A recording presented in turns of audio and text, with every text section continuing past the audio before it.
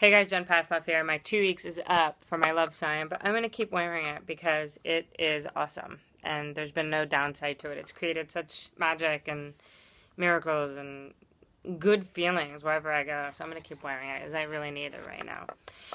Also, I'm so excited. I announced a surprise workshop for May 28th, South Dakota. I don't think it's full yet. I think there's a couple spots left. So sign up, May 28th, South Dakota. Somebody wrote me an email and asked me to talk about something, so I'm going to. And that something is jealousy, which I know nothing about. I've never felt jealous in my whole life ever. I have. I'm human, and I still do sometimes. And the main reason I don't recommend the feeling of jealousy is because it is a terrible feeling. It feels really bad in my body, at least. It makes us feel small and not enough, and nervous and anxious and bad about ourselves and rotten. I led a retreat in January with Lydia Yuknovich, Writing in the Body, which we're doing again in September in California. And somebody asked a really great, honest question about being jealous, about other writers, toward other writers as a woman. And, it's just something we've all felt and nobody really likes to talk about or acknowledge. And, because it makes us feel like we're in fifth grade. And it's an ugly feeling. And oftentimes it's not based in anything real, right? Anyway, Lydia said, pray for them. Pray for the person you're feeling jealous for. And I love that because I remember when I was half-assed acting, not really, kind of, waitressing, and my friends and people around me started booking jobs because they were out there hustling and making shit happen. Unlike me, who was just refilling coffee and drinking wine at night and sleeping till noon. But immediately I would get jealous. First of all, it had nothing to do with me. Second of all, I wasn't out there even trying to make anything happen. Third of all, it had nothing to do with me. Fourth of all, it had nothing to do with me. You get the point? It had nothing to do with me. So when I started to shift my thinking, which is how I live my life now, I do the best I can, as how may I serve? And there's enough. There's enough. There was enough.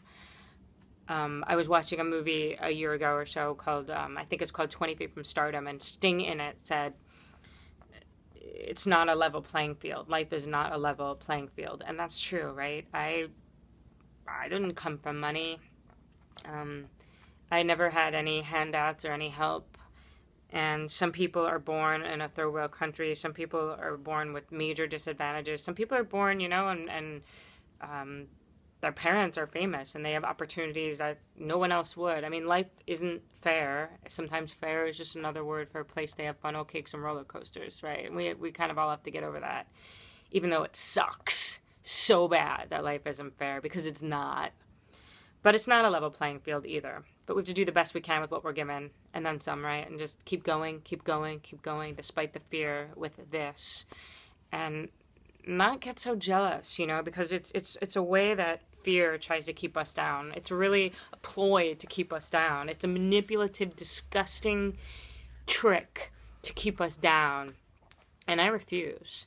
So whenever I feel jealous, whatever it is I'm doing, I stop and I get in check and I say, Jen, I talk to myself, Jen, what's really going on here? What's triggering you? What is this about? And most often it's not at all about that other person or what's going on. And it's some old bullshit with me, like I think everything gets taken away from me. I think I'm not enough. It's boring, it's old, it's tired. The second thing to remember is now, especially with social media, with this, with the Instagram, with the Twitter, with the Facebook, with the things the kids are using, the Snapchats, chat, whatever it's called,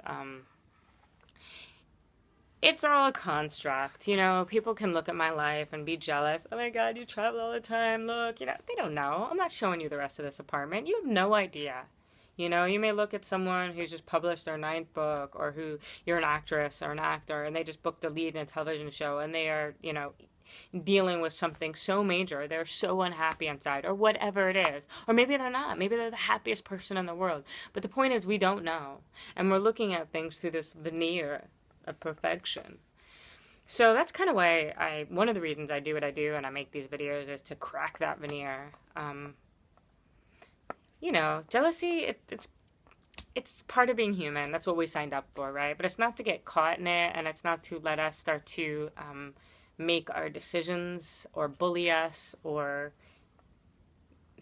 have us become assholes because we're jealous. You know, acknowledge it, let it sit in you for a few seconds at best, and then let it move on. And if you need to wear one of these signs, I highly recommend it, because it's really, really hard to have this around your chest and to be feeling jealous. So, as Lydia said, pray for them, that person you're feeling jealous for. And it may not be a religious thing or a woo-woo thing even. It's really sort of like shift into the opposite thinking. So instead of like, I hate them because they have that, or they have a house, or look at their perfect life, and it's like, I'm really happy for that person, or that has nothing to do with me, and I'm sending them love, love, love, love. So I love you guys. Thanks for listening. I'm shutting it off now. It's long. Namaste. I'm going to teach my yoga class.